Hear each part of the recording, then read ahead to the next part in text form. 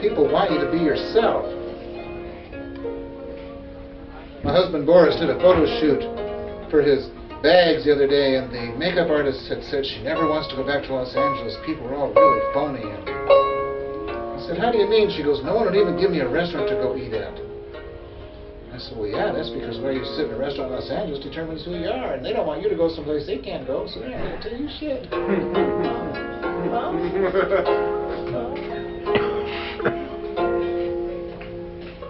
Came to New York, I didn't know a soul, and I had a bunch of people help me move. It was 108 degrees in August of 1980. Wow. And movers kept disappearing. I said, where'd everybody fucking go? Well, they were at the Baby Doll strip lounge around the corner. It was just too hot to be outside moving art supplies. Then they all went home, and I had nothing to do. I walked around and walked down the street, and there was a restaurant called the Odeon, and that's the only thing I found. And it said, sorry, closed, private party. I said, man, I just moved in, I got to eat. So I went in, and it was a birthday party for Betsy Johnson being given by Andy Warhol. Oh, that's cool. That's cool. So I've been here about a day, and I'm meeting people. Well, my friend said, you moved in Tribeca?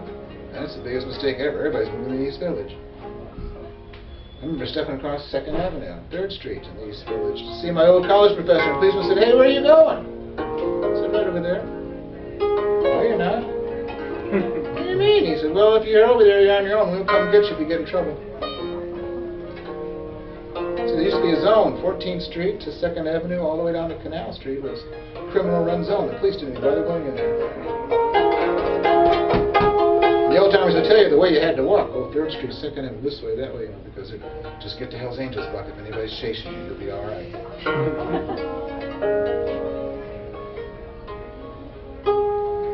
I now live in Harlem. Good morning. How are you this afternoon? Hey, share some of that sunshine. Hey, Snowflake.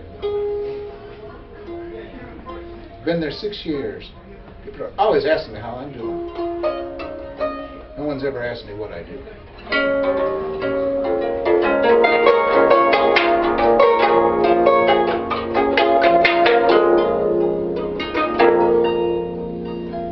Which I think is a gracious way to live.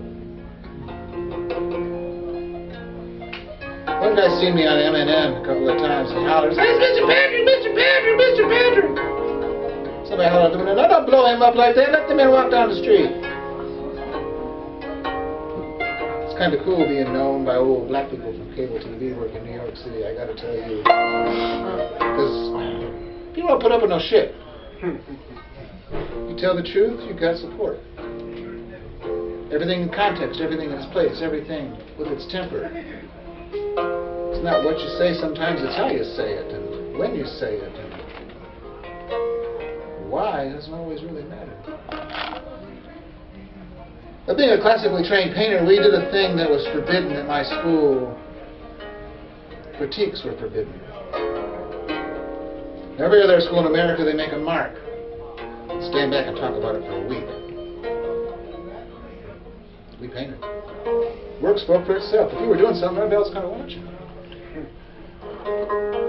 One day at school, the model didn't show up, and the teacher put a bouquet of roses in the center. And a couple hours later, the girl next to me is bawling her eyes out, just bawling her eyes out.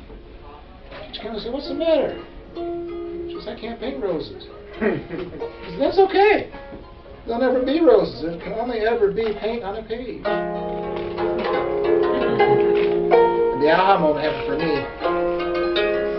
No shit. When you go back to the museum and you look at all the great paintings of France, it's like, there's paint on a page, it's a brush marker, a rose, that's not a tray. I'll be goddamn. It's both at the same time. It's a man fighting a bull, it's the sun and an ocean, and it's paint on a page. And we don't care 200 years later why they did it, we just stop and go,